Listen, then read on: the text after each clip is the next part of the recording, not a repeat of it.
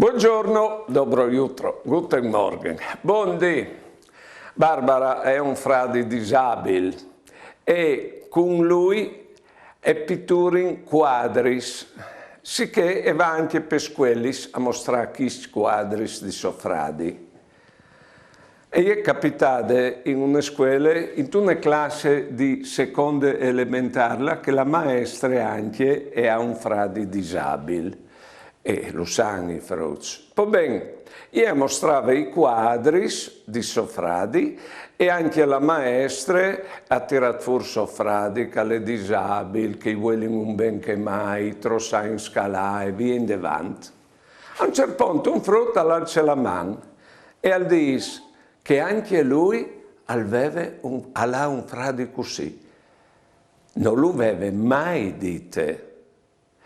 Forse perché si vergognava di Sofradi, forse perché non sapeva che tipo di reazione che varesse in voti i suoi compagni quando lo varesse dite, ma non lo aveva mai dite prima.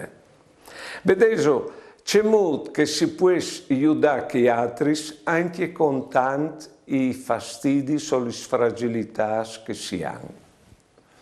Buone giornate e buone vite.